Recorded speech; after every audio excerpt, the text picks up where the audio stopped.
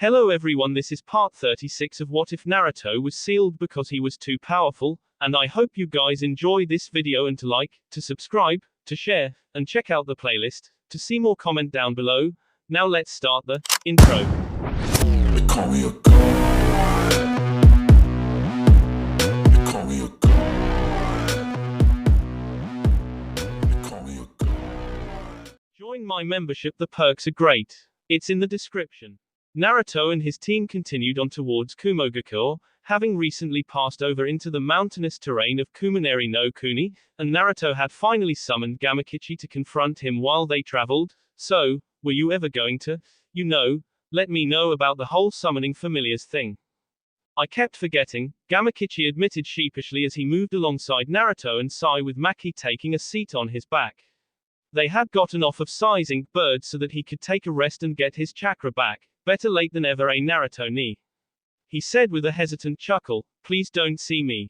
What? Naruto asked incredulously, why the hell would I see you?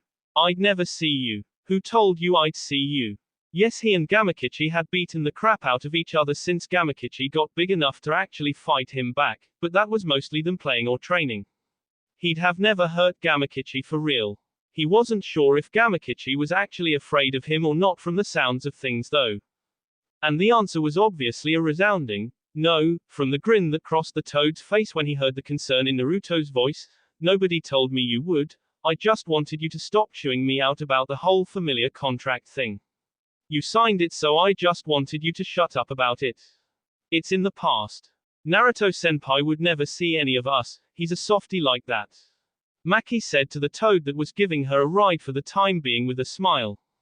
Naruto grabbed the sword on his back before he stopped himself from unsheathing the weapon at the expense of his comrades. Yeah, I'd never see any of you. He said in a way that didn't convince any of them that he wouldn't. Yeah, Gamakichi said hesitantly, stopping to let Maki down. Anyway, I'm going to go tell the elders that you're my familiar so they'll get off my back for not getting you to sign my contract way back when we knew we were cool with each other. Later, Anarchy, tell the Hamako girl I said hi when you see her. I always liked her. Because she fed you and let you stay in the apartment that one night after we were done training. Naruto said, explaining Gamakichi's reasoning. Good reasons, I'll admit. You're lucky Hamako-chan's so sweet. Gamakichi then let off an involuntary shiver. Better than the other one that lived next door to you that cursed me out when I stepped outside the next morning. Naruto smirked. That was just Tayuya-chan, and you scared her. You're lucky she only kicked you off the balcony and didn't follow up. Didn't follow up because Naruto grabbed her and kept her from jumping down on top of the downed Toad afterwards, but hey, if she stopped, she stopped. Later, Gamakichi. Gamakichi stuck his tongue out at Naruto before disappearing in a puff of smoke. Sai took that moment to check in on their fearless leader. Are you alright, Naruto-senpai? Any problems from your injuries or from anything else? Naruto shook his head. No, I'm good. My left arm still burns a little bit, but it's more than manageable by now. I almost forgot about it until you said something, to be honest. His injury to that arm wasn't really medical since there was nothing Maki could do for it other than keep him lit up out of his gourd with L, and a stoned Naruto would be next to useless. Apparently keeping the fires hotter than hell stored in a pocket dimension scented in your left arm hurt, go figure. That was something that needed to go into Fuinjutsu notes the second he got a free moment. Sealing certain things that weren't weapons inside of your body hurt. Good to know. Maki moved up next to him and grabbed his arm that had saved him from being burnt to ashes and checked it over, seeing nothing outwardly wrong with it after running a diagnostic jutsu. Why don't you just get rid of the Amaterasu fire, Naruto-senpai? And label myself retarded? Naruto said in an amused voice, I have Amaterasu stuck inside of my arm. If I can't deal with the little burning feeling and find something cool to do with that, then I don't deserve to be anywhere near my rank. He could unseal it whenever he wanted to. Yes, it hurt like a son of AB, but with his mastery of wind chakra and with Amaterasu being fire, that would be amplified by that element, along with the fact that he could reseal Amaterasu, and even a tiny spark of it would be enough to create more with his wind. He had himself a new weapon straight from the eyes of Itachi Uchiha. So he didn't know what that would do to his arm in the end, nerve damage or whatever, so what? He had two arms, he could deal with one being useless. Jiraiya only had one. Sai looked over at Maki examining Naruto's arm as they walked to let him regain his chakra. So you're willing to keep the most dangerous fire ninjutsu in the world stuck inside of you for fighting? Naruto gave Sai a dry look. You say that like it's not a good idea. It's not a good idea, Sai said, narrowing his eyes at the seal tattooed on Naruto's arm that signified where the black flames were held. You're right, Naruto said, getting looks of surprise from Maki and Sai. It's not a good idea, it's a great idea. Naruto made Maki let go of his left arm so that he could hold it up. There's a chance I could learn how to control this, and then what? Face it, we need every little cheap trick or extra tactic I can muster up for us right now, and learning how to use the Amaterasu is right up there. Maki's grey eyes widened at the prospect of him doing as he was suggesting. Could you really control it? Control it? No, Naruto answered honestly, but I don't need to control it. All I need to be able to do is direct it and restrain it. Hell, I can do that pretty easily. Want to see? He offered, holding his left arm straight out ahead of them while holding onto the forearm of it with his right hand. No. Maki and Sai both jumped at Naruto and grabbed his arm to hold it down. The last thing they needed was for the countryside of a foreign country to be engulfed in black flames just for a demonstration, even though both of them would be lying if they said that they weren't at least a little bit interested in seeing such a potentially powerful jutsu. Still, setting off a mountain fire right before heading to the hidden village of the country wasn't really worth it. Naruto frowned as they let go of his arm like it was a loaded weapon. Well, it technically was, but that wasn't the point. I could seal the flames right back up, you know. He didn't know if doing that would hurt like hell the way it did the first time though. Oh well, he'd have to find out eventually. Man, he had lots of stuff to handle once he got to Kumo. At least he wouldn't have to work on getting him on board with the alliance against Akatsuki. He had already handled that. My chakra feels fine, Naruto-senpai. Sai informed him, pulling him from his thoughts. Should I create rides for us to reach Kumo with? Naruto shook his head. No, Kumogakure are notorious harder with their security, especially after the time when Akatsuki came for Yugi-chan and almost got away with her. They're going to be all up in arms, so us flying right over them, even from this far away, would get us in more trouble than if we just walked the rest of the way. What if your clone pops while we're still heading up there? Sai asked, storing away his drawing scroll at Naruto's behest. Naruto shrugged as he took the lead once more. I don't know. You guys are both strong young shinobi. Between the two of you, I'm sure you can get us to Kumo if I end up blacking out. It's just one clone though, so I should be fine. XXX. With Naruto clone, Konohagakure no Sato. Much to the Naruto clone's amazement, he made it the absurdly long distance to Konoha in one piece. A 2-day trek only to stop and eat to recharge his energy was what it had taken to get there, and now all he had to do was get to Naka Shrine and see what he could find. As much as the clone wanted to stop and see how everyone was doing, especially the people he had been forced to more or less have his team ditch on his last mission, he had to keep moving. He couldn't afford to get caught up in a mountain of questions at the moment, and he especially couldn't get himself caught while he was at Naka Shrine itself. He needed his Sharingan out in order to even read anything, and to do that he would need to cancel the contact lens over his eye. It really sucked having to sneak around his own village, but orders were orders, and he had clear ones from the original Naruto to not get caught and to dispel right after he got what he thought he needed and offloaded what needed to be done. Hence why he was walking around in a henge at the moment as he made his way onto the island in the middle of a lake where the shrine was set. The shrine was on the grounds that used to lay in the Uchiha clan district, and Naruto clone knew full well that he would be by himself in this area of the village, as after Sasuke left there was no one around at all that would have frequented the place. It seemed like a waste of land to keep it like it was. It was like a museum. Nothing had been touched since the M. He didn't even think Sasuke touched anything past what he needed to train himself. He hated to say it as he moved through it, but it was just an ugly reminder of years past to the rest of the village now. At least he would probably be getting some use out of it. Quickly making his way out to the shrine on the island, Naruto clone followed the directions that had been provided to him by both Sasuke and Itachi during their little talk while the battle raged, and in the main meeting room found the tatami mat that needed to be lifted to find the secret area with the tablet necessary for him to inspect.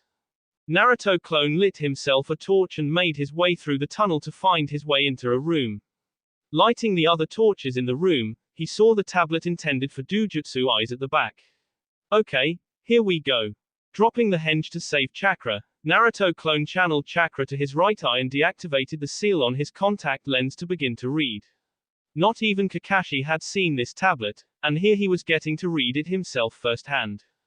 He didn't need the information on how to get more tomo for his Sharingan, since his already had 3 when he received it. He didn't want the information on the Mangekyou Sharingan, he was never going to K anyone that close to him for the power. But as he read, he discovered something rather important to a problem he had been having that he couldn't get the answer to. Naruto clone began to read out loud quietly to himself, Sharingan is the embodiment of the physical gifts of the Rikudo Senins that have been passed down to our clan. By virtue of this, our eyes hold the power to yoke even the mighty Bijuta will if the user is powerful enough and has a stronger enough will to impress their own onto said tailed beast. Among certain clan members their eyes possess the power to do this, and even beyond, with the ability to plant powerful subliminal messages that the recipient never even suspects.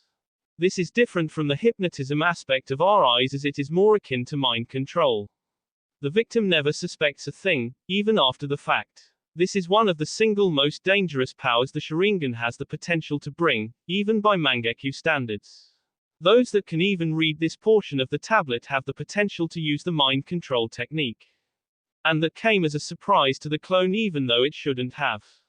There were so many parts of the tablet that it couldn't read, so why wouldn't there be another part that only certain people could read, whose eye did I get? Man, I've got a good one. He said to himself, rather pleased at his turn of events as he continued to read what he could. But then he thought to himself about the events that had transpired recently since he had gotten the eye, in particular during his battle against Itachi and Sasuke. Never again. I would rather US here than fall prey to those eyes. Goddamn it, Kyuubi, give me enough F power to live through this, that's all I want. Naruto remembered his last words to the Kyuubi before it went silent. He hadn't had a chance to go into the mindscape and see exactly what the problem was, but he knew that there was nothing wrong with it. There was nothing holding its power back, it just wasn't speaking to him. And now he could begin putting the pieces together over what had happened. OS. In the middle of the battle when Sasuke called down the single most powerful lightning technique Naruto had ever seen in his entire life to K both he and Itachi in one shot, Naruto had requested that the Kyuubi to give him more power than his tenant figured he could handle. The Kyuubi refused to give him the power on the grounds that Naruto would go berserk, and a berserk Naruto wouldn't be able to use the Sharingan as a defense against either Itachi or Sasuke's attempts to control him. And then Naruto had snapped at the massive beast in anger and desperation, demanding the chakra he needed to survive. And he had gotten it. Looking back on it, he had actually been given enough chakra to survive the horribly destructive attack even if it had only lasted for a second, which was all that he needed it for. Though he had never stopped to question just how he managed to get the power, now he had an idea. He had somehow forced the Kyuubi with his Sharingan to give him what he wanted out of instinct. So he had reached the heart of that issue. Crap, the clone thought as it decided to continue reading on, still having a mission to complete even after it read what it needed. Boss is going to be pissed at himself when he finds out why Kyuubi's been ignoring him. He sighed and turned his eyes back to the tablet. Oh well, it's not my problem. XXX. With Naruto, Sai, and Maki, Kumogaku no Sato. As usual, when Naruto showed the scroll detailing his mission to the guards at the front of the village stamped with seals from the Hokage, Kazekage, and Mizukage, he and his team were all let right into the village. And from there it didn't take much wandering around for someone familiar to find them, or in this case just Naruto. Maki stood beside Sai as she stared at the ongoing scene with a twitching eye. Why am I so mad right now, Sai-senpai? I couldn't tell you, Maki-san. Sai responded as his eyes were locked on the same thing. As they wandered through the village on their way to the Raikage's office, Naruto found himself swiftly and surprisingly swept up in a massive hug and AK that almost knocked him out by surprise. Who knew Yugito was so strong? Wait, he did know that. Everyone knew that. Naruto had refrained from fighting back because why in the hell would he do something like that? And instead decided to wait out the beautiful older Jinchuriki's public display of affection, which took about 2 minutes for her to finally break for breath. Man, Yugi-chan, miss me? Naruto said, stumbling slightly on his feet. Sorry, Yugito said, looking uncharacteristically sheepish with a blush on her face, I'm just so happy you're okay. Everyone was told that you went missing in a megacure, and then we got news that it was a false alarm and that you were fine and traveling all over. She stopped before she started to ramble too much and then noticed the two others dressed in similar attire as Naruto, and is this your team? Naruto nodded, yep, the guy is Sai, the girl is Maki. They're my K underlings. He smiled as he looked over his fellow Jinchuriki. You look good, Yugi-chan. It's nice to see you again after last time. Did your hands heal up? He could still remember how messed up her hands were from their run-in with Kakazu and Hidden. Yugito grinned and showed him her palms that other than a faint mark in the centers of them as a scar had no injury. It wasn't anything a little physical rehab couldn't fix, Naruto-kun. She slowly sauntered over to him and began walking around him. I see you've got tattoos now. They look like they serve a purpose though, and by the way I like the new clothes. She looked at the similarly dressed Sai and Maki. You guys look like a well-oiled unit, I have to admit.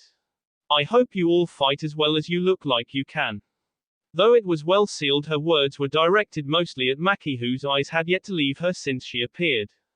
Maki narrowed her eyes at Yugito. I can assure you we can take care of ourselves just fine, Yugito-san. Naruto-senpai trusts me with his body and his life, and I won't let him down. A frown crossed her face as she continued her statement as a thought, again. I won't let you down again, senpai. Yugito just stared at the younger girl before turning back to Naruto. Well, it's a good thing you're here. There are people that wish to see you. They came here expecting you to show up sooner or later, and Raikage-sama let them stay until you got here. Naruto looked at her thoughtfully before punching into his palm as realized what was going on. Ero-sennin and Hamako-chan beat us here. Wow, I didn't expect that. How'd they do that? Ero-sennin's handicapped and Hamako-chan isn't even a ninja. So that's why I didn't feel the girl with Jiraiya-sama to be a threat, Yugito said quietly to herself. Due to the fact that she knew Jiraiya, she was the one that elected to lead them to their place to stay while they were in Kumo, and during this time she attempted to gauge the character of the girl that introduced herself to those that knew Naruto as his assistant. Your assistant is a very good-natured person, Naruto-kun. That's what she's calling herself now, my assistant. Naruto asked with a raised eyebrow as they began to walk again, now with Yugito in tow. I guess it's better than what she called herself when she first started introducing herself to people. Having her introduce herself as his servant and then as his concubine for the first 6 months was not as on the level as the sweet girl thought it was. Yugito nodded in response to his question. She had quite a little interesting talk with the female seal master while she had been showing Hamako and Jiraiya to the place they would be staying. But now wasn't the time or the place for her to go into any kind of talk with Naruto over what she wanted to say, instead electing to make small talk with Naruto and his team. As usual, Naruto was very warm to her, and the way she had found herself doing the last few times she had seen him felt her heart skip when he smiled at her. Sai was polite but was rather dull, still he would chime in and contradict Naruto whenever he launched into some kind of hyperbole. Maki still kept a rather cool attitude towards her, but she knew why the girl was acting that way. Either she was suspicious of a foreign Kunoichi being so familiar with her team captain or something more personal, probably a combination of both. Eventually she led them to the hotel that Naruto stayed at the last time he had come to the village and took them to the floor that Jiraiya and Hamako were on when Naruto had a thought. Wait, did the Raikage only give them one room? Yugito looked at him strangely but nodded. Well then I'm sorry about the noise I'm about to make. Naruto stood outside of the room that housed Jiraiya and Hamako and cleared his tea before cracking the door slightly. Ero-sennin, I swear if you perved on Hamako-chan even a little bit while I've been gone, I'll take your other arm and beat you to death with it. A panicked yell and a happy yell followed by tons of rapid footsteps followed, some to another place inside of the hotel room, the other set to the front door where it flew open and Naruto was greeted by the eager smile of his lovely helper, Naruto-sama. Naruto opened his arms and let the civilian girl crush herself against him in a tight hug. You're all right. Kami, having you here in person is so much better than having to sense your lifeis and talk to you through the seal. Have her be gotten bigger since I've been gone. Kami, she's going to be a big as soon as barking at this rate. Naruto laughed a little bit at having her nuzzle against his sea. It's all right. Everything turned out the best that we could have hoped for with all that happened. And thank you for the gift. Hamiko pulled away from him and placed both hands on the sides of his face, pulling him down towards her to get a good look at his eyes, in particular his right eye as she looked past the scar she had grown used to due to the sea from Kimimaro powered by foul-cursed seal chakra.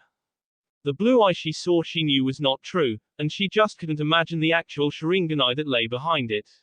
However, she kept it hushed due to Naruto's instruction.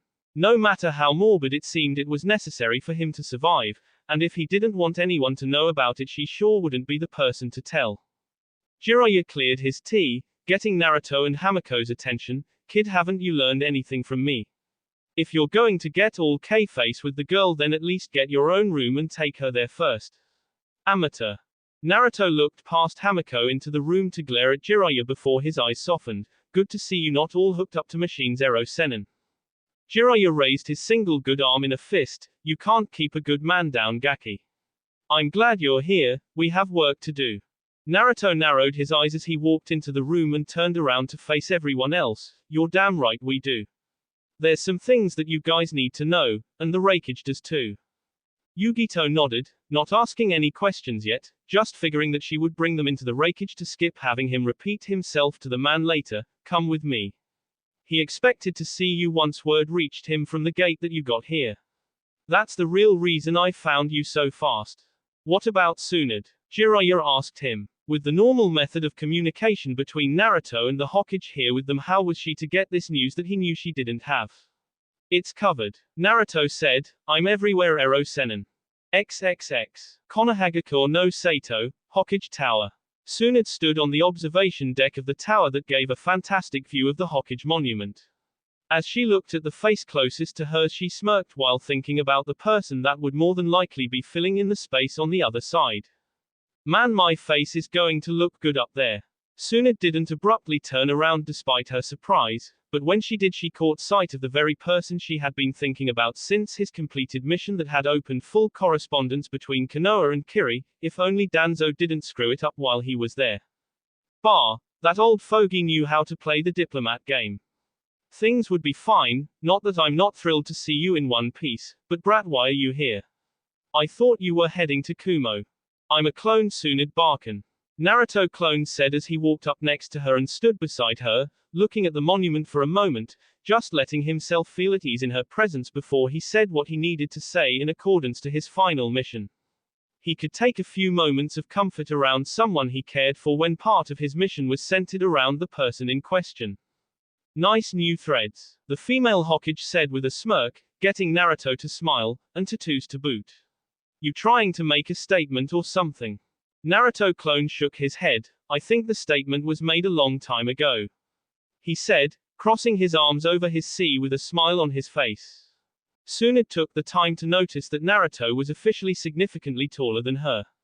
As far as she was concerned, it was still almost like yesterday since Naruto had barely come up to just over her bust when they first met. He sure shot up like a weed, as he now stood 5 feet 8, and he's only 16. Tsunade placed her arm around him. Even though it was just a clone, it was still Naruto. Naruto clone shut his eyes and allowed himself to lean against her for a moment to enjoy the presence of his mother figure in the place of his original self. After a moment he decided that enough time had passed, he needed to tell her what he had revealed himself to say. There's something really big you need to know, Tsunade Barkin. Tsunade let off a hum to let Naruto clone know she was listening. So on the last mission I wound up taking out another Akatsuki member, Deodara. His body, it's gone though. There's not a scrap of him left for any kind of bounty. Tsunade nodded but didn't say anything. It wasn't that big of a deal at all that he wasn't getting this bounty. He had more than enough money, but that wasn't what he wanted to tell her. She was certain about that. Then I fought Sasuke and Itachi Uchiha, at the same time. Wow. She thought he fought one of them since Hamiko never told her exactly who he fought, only that he recovered from whatever it was that he did. He fought both of them though. I don't know what happened to them after the fight since I passed out when I got knocked away, but I was told that they were taken away and I know who took them. Madara Uchiha. Tsunade's eyes widened, something Naruto immediately noticed. I figured you'd know who that was. He's Naruto. Tsunade said, trying to assure him of this fact. At least it was a fact to her. Her grandfather had beaten him into the ground years ago, way before her time even. No, he's not. Naruto replied, I've got a whole lot to tell you Tsunade-Baken, are you willing to listen to me, because it's all going to take a while. Tsunade frowned and let out a sigh. She could be stubborn about it and assure him that Madara Uchiha was but from the way he was talking he had hard evidence to the contrary to back up his own claims, and Madara's body was never found after the battle that had formed the Valley of the End, so there was always a chance in their line of work that he managed to live. All right brat, I'm all ears. XXX. Kumogakure no Sato, Raikage's office. Naruto stood in front of the Raikage with everyone else in tow as he finished telling him everything that he felt they needed to know, and that's all I've got on that. Maki and Sai already knew everything he did at the moment, so they didn't show any surprise towards anything. On the other hand, Jiraiya, Hamiko, and all had their jaws open after hearing what Naruto said. Jiraiya recovered first. Are you kidding me? Madara Uchiha. Yep. The one that everybody knows about. Itachi said so. Hamiko spoke next. I swear Naruto-sama, can't you ever make anything easy for yourself? Apparently not. Yugito put a hand on her hip and whipped her ponytail back before looking to her village leader. So what do we do about this? Naruto-kun's beaten more than half of the Akatsuki by now. Are we still just going to hang back and be reactionary? Iwa is out there, Jinchuriki and Kiri is too. Not to mention Taki lost theirs before anyone else. Naruto nodded. The only ones left are Yugi-chan, Gaara, Kiribi, and me. We still can't find out where they are unless they're already moving. That's one advantage that they have over us being such a small force, they know how to disappear. I said to them, rather upset at the revelation of such a powerful shinobi still being alive in addition to the ones that they knew still roamed with the Akatsuki. And if Madara Uchiha had gone for this long without revealing himself to anyone that he didn't want to know of his existence, then the chances of discovering him were low as well. Sai then spoke up. I actually fought this man for a short time while Naruto-senpai was attempting to locate the objective of our last mission. He didn't take me seriously for an instant. Every attack I launched that actually managed to hit him did no damage, as if I never touched him at all. The pale shinobi then narrowed his eyes as he tried recalling more useful information. He could also seemingly teleport at will because this was how he left the area. Jiraiya looked over at Naruto. So what will you do now? Naruto let out a humorless laugh. What else can I really do except for one thing? I'm going to train and then I'm going to beat his pain too. What do you expect me to do? Let your crippled handle it. Naruto gave everyone a grin. Just leave it to me. I'll handle it. There's no way I can lose once I put a little work in. He threw his arms up behind his and sauntered out of the room in high spirits. I'm going to go meditate for a bit and talk to the Kyuubi, maybe it has some kind of input on all of this. He said as he left the office, shutting the door behind him. As she watched him go, Hamiko frowned. Once he left the room, she let out a sigh and shook her head, getting everyone's attention at the subtle action. Noticing the eyes on her, she explained herself. You all saw that, didn't you? That smile on his face when he said he'd handle it, it was fake. Naruto-sama was faking it the entire way out. Quote. Yugito blinked surprise. He's not scared again, is he? They had gotten past that when he saved her. There was no way he was scared to fight again. He's not scared. Maki commented defensively. Naruto-senpai isn't afraid of anyone. He just doesn't know what he's going to do. She looked down and held her arm. It's complicated, but many things have happened. And now when we thought we were getting ahead, this gets dropped on us. He just needs some time to think. XXX. Naruto's mindscape. Once again, due to him not stopping to change it during his battle with the Uchiha brothers, Naruto's mind was the same sewer it had been when he had first come into his head to confront the Kyuubi. As he walked through the shallow water pooling around his ankles, he couldn't help but think of his father. My old man is actually proud of me. I guess it's time for me to actually give him a good reason to really be proud of me when I stomp Madara out. How he was actually going to do that was beyond him at the moment. According to Sai, he couldn't even touch him, and when he actually did start getting the advantage, the man could just teleport away.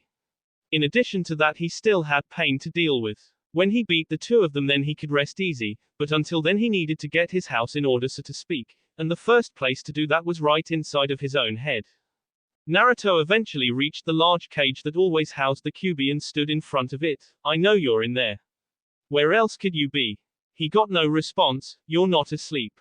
You haven't slept since I woke up in Kiri. I can always feel your presence, you're just not saying anything, so just talk already. Silence still reigned inside of the leaky sewer as Naruto gave the Kyuubi ample time to respond only to hear nothing. Preparing to lash into the Biju with a barbed diatribe designed to get some kind of response from the creature, Naruto froze when the memories from the cage bunchen he sent to Konoha hit him all at once, and his mind had already processed the most urgent issue at hand to him at the moment. Naruto's mouth was stuck open as he continued to look at the Kyuubi. You kept your word for as long as you could, didn't you?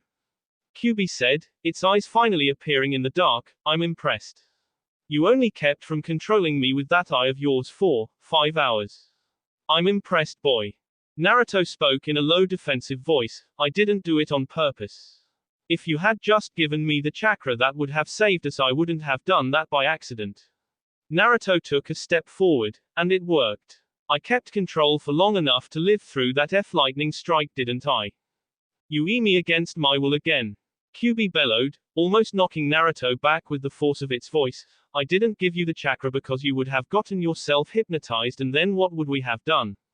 You would have been berserk, you wouldn't have been able to let the chakra fade, you would have been intoxicated by the power. I turned it off after I knew I survived. I turned it off after I knew we survived. Goddamn it, Naruto yelled, running up to the bars and punching them as hard as he could, letting out a harsh clang that echoed, what the F do you want me to say, huh? What exactly do you want to hear come out of my mouth? Oh, sorry, I did what I had to off of instinct to save our miserable, useless F from being charcoal briquettes. Forgive me, Naruto said in a high, mimicky voice before flipping the Kyuubi off. F you. I don't care what your reason was, I don't care what you are, you were going to get us K, and I am not S because you're scaredy cat. The claws of the Kyuubi S through the bars, forcing Naruto to jump back to avoid them, however his glare on the Kyuubi never relented. Watch your mouth run before I.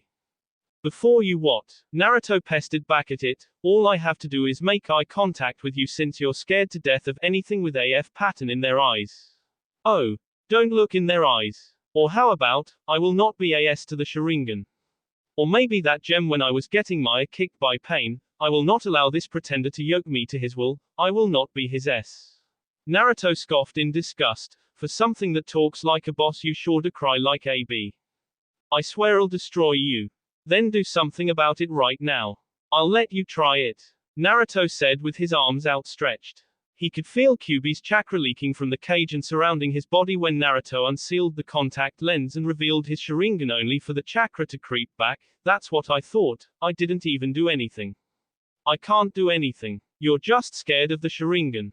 Not just the Sharingan, apparently the Rinnegan that Pain had as well. For all of its power, the Kyuubi only ever had to brute force its way through anything, it was all it knew how to do, overpower things. Then it ran into something that could control its own power and use it at a whim. Something like that would make even an overwhelming Ani scared, especially since without a Jinchuriki a Biju lost most of its skills of reason. Even though Naruto felt that he could protect the Kyuubi, it didn't really matter in the end to the creature, it still believed that the Sharingan was the end all, and that there was no escaping its grasp. If that wasn't fear, then Naruto didn't know what to call it. Naruto turned his head and spit on the ground before turning around and leaving down the hall he arrived from. Where do you think you're going, you miserable punk? The Kyuubi growled to Naruto's back, prompting Naruto to stop in his tracks. You're just going to walk away from me. Naruto's shoulders shook once as he let out a laugh. I was going to come in here and try to hash things out with you about what we were going to do next. There's a lot to get ready for, like Madara himself, but now that I think about it, I don't want a scared little fox kid afraid of a pair of eyes watching my back. I don't need you if this is how you're going to be. Don't make me laugh. The Kyuubi replied derisively, you know full well that you rely on my power to get you through any truly tough situation. You do need me. You're kind of right, but no I don't. Naruto said with finality, you need me, because even though you're trapped in here, if you weren't in here you'd already be Madara and Pain's S like the others that they caught. He turned around with his Sharingan still out before letting his blue contact resettle over it. So I'll drag you kicking and screaming with me all the way to the battlefield if I have to, because the only reason I need you is so I don't having you get sucked out of my body. He then kept walking away. I'm muting you and I'm not coming back in here until I'm sure you're not going to be AL anymore. I don't need a voice in my head doubting me while I'm fighting. Naruto finished as he faded out of his mind. XXX. Back in the real world. Naruto opened his eyes to find Hamiko sitting directly across from him on his bed with her eyes closed. Once she heard his breathing shift, signifying he was done meditating, she smiled at him and opened her own eyes. Are you okay, Naruto-sama? I'm okay, Hamiko-chan. Naruto noticed her frown at him. She must have thought he was lying. I'm serious, Hamiko-chan. I'm not hiding anything from you. I'm just thinking, he said as he got off of the bed and drew his sword from his back, confusing her as to what he was doing.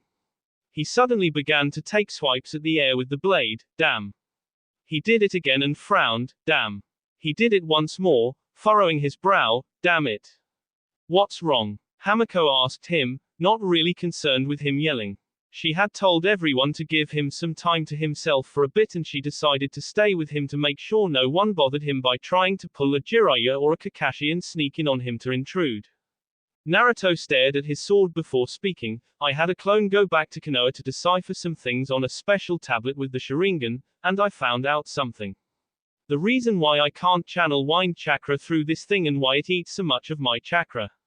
He looked up at Hamiko. The reason this thing can turn into the gauntlet and greaves is because it naturally generates yin-yang chakra. Hamiko gasped. That explained why the released form of the sword was never the same for any two uses. The yin portion had their thoughts take form and the yang portion made it real enough to become tangible, so why would it take so much of your chakra? The same reason that it generates yin-yang chakra in the first place.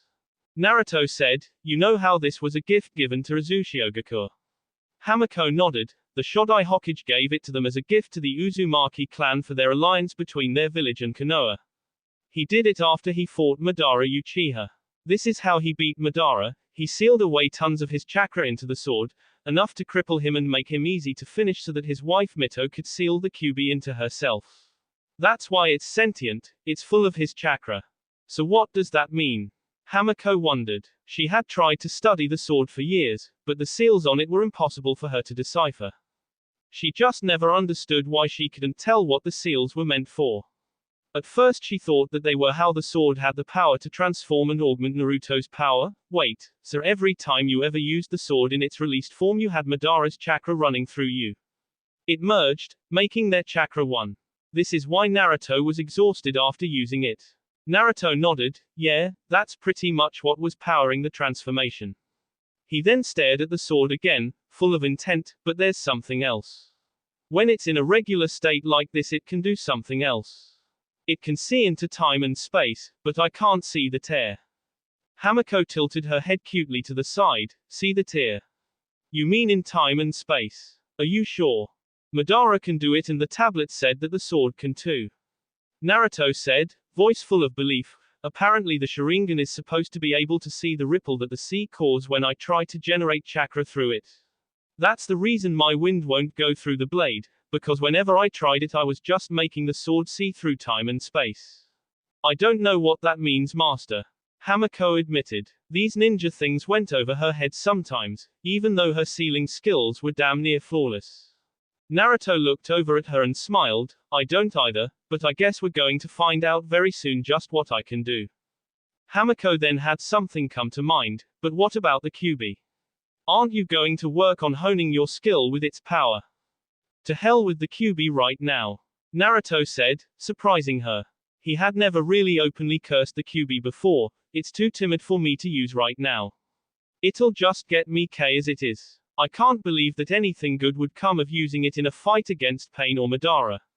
Naruto ran a hand through his hair before heading towards the door. I need to go see Ero Sennin.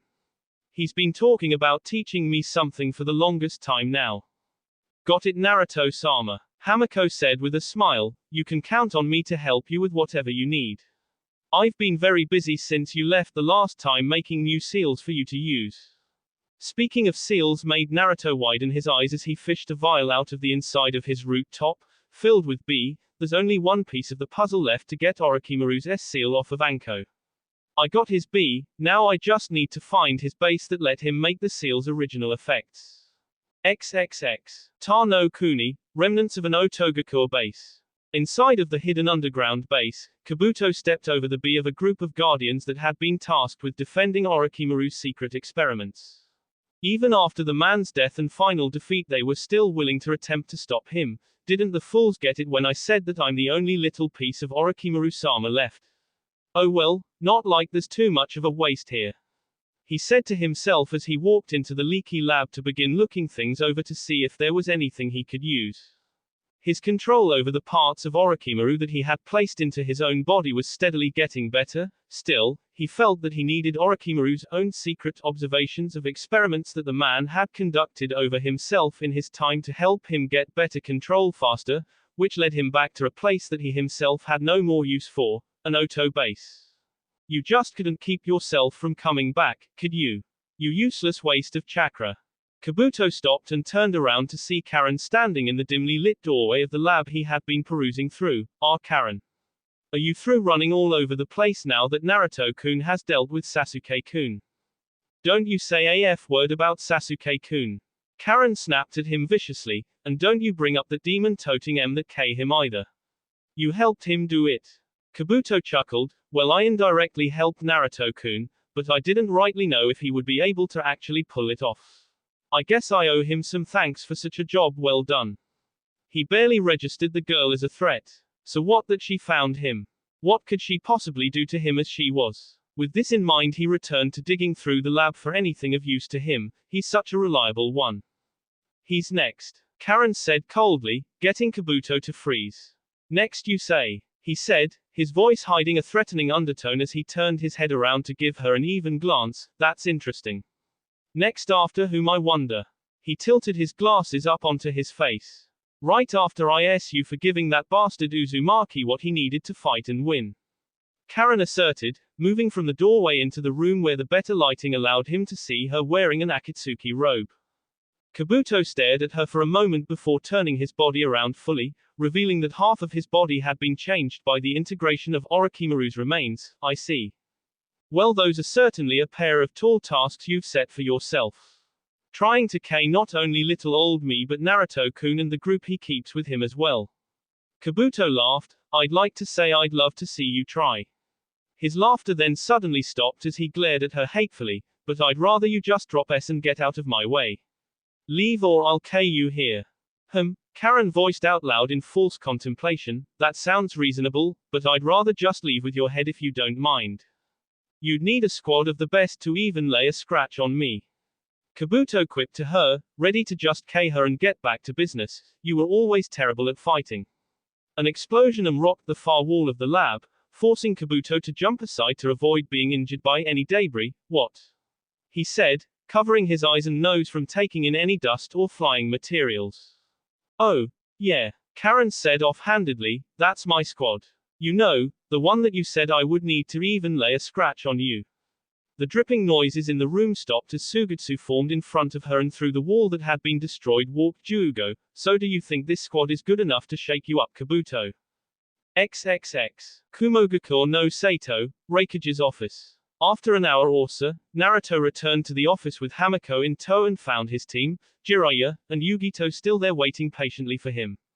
Smiling to himself at seeing the loyalty of the people around him, Naruto walked up to Jiraiya. Sir Ero-sennin, you said before we fought pain that there was something you wanted to show me how to do. He shrugged his shoulders. Well, now sure as hell seems as good a time as any to let me in on it. You sure? Jiraiya said with a smirk. You might not be up for this kind of thing, Naruto. It's only one of the top-level techniques that only someone as manly and as awesome as myself can learn or teach. Naruto gave him a yes look. I'm sure I'll do just fine with it, Ero-sennin. He then returned the man's smirk. So how do we get started? Jiraiya bit his thumb and began making hand seals, like this. Kuchio's no jutsu, summoning jutsu. In a puff of smoke, Fukasaku appeared on Jiraiya's shoulder. I'm sure you know one half of the two great sage toads. Naruto looked at the small toad on Jiraiya's shoulder and smiled. Yeah, this was the one that was with you when I woke up after the fight with pain. How are you, Gama Gigi? Jiraiya palmed his face. Naruto, could you show the toad elder some respect? Your training is up to him in all honesty. Jiraiya mumbled out something that sounded like stupid brat while Fukasaku just chuckled. It's alright, Jiraiya-chan, Fukasaku said, hopping off of the man's shoulder as he stood in front of Naruto, seemingly looking him over in appraisement. You are extremely talented, and quite powerful. Even stronger than the last time I saw you. As you are now, if you were to fight Pain you could possibly win. Hearing that raised spirits around the room. Hamako just smiled as did Sai, while Maki gasped almost in elation, remembering the way he looked after his defeat at the hands of the man. Do you know the secret? Naruto nodded in seriousness. Hamako-chan told me right after she found out about it. None of those are the real one. Fukasaku nodded, confirming Naruto's information, so then where would the real one be? We couldn't tell you, kid.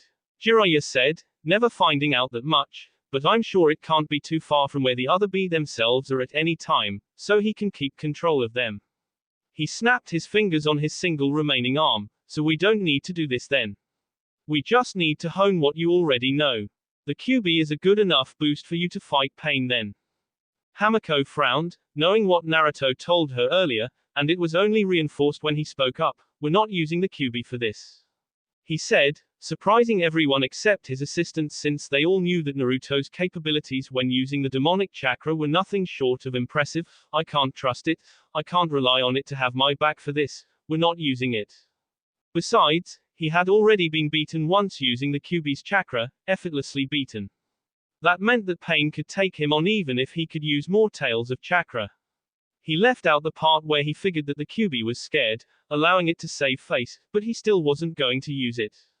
Everyone knew that Naruto didn't have Kiribi's range of control over the QB, he didn't even have Yugito's control, though what he did have control over could overpower Yugito if she went all out, especially since Naruto could still use a few ninjutsu while maintaining a chakra cloak when Yugito couldn't while using full power. From the way he was talking, the delicate truce that Naruto had with the QB on a regular basis was once again upset for some reason. Besides, Naruto said, there's still the whole Madara Uchiha thing to deal with. I know I can't beat him. No, if you thought I should have learned this before Pain made us both look stupid then I still need it now. Not much has changed with me to be honest. However, he was not being honest.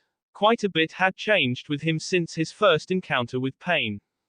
Jiraiya looked at him and nodded. It's worth you learning it, he mused, even though he intended to get to the bottom of Naruto and Kyuubi's rift between them as for the most part they usually had a well-working relationship that was far more cordial than Jiraiya figured it to be when he first met the sealed-off Naruto before the Chunin exam finals. Alright, we can start whenever you're ready.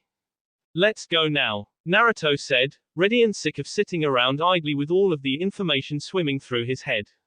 He wanted to get through this training, he wanted to catalog a future plan of action. We don't have any time to waste here. Not really. Fukasaku-in, are you sure, Naruto-chan?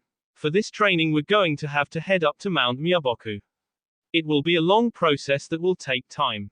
Naruto's lips quirked. Well then we'd better do it now, shouldn't we? To get it out of the way. Yugito was slightly put off, wishing Naruto would have spent some more time in Kumo so that she could catch up with him. He hadn't even been there for a day and he was already going to head somewhere else. Still, she understood why he needed to. This wasn't a social call, he told them things that they needed to know, and now it was up to them to tell the others in what was shaping up to be an alliance.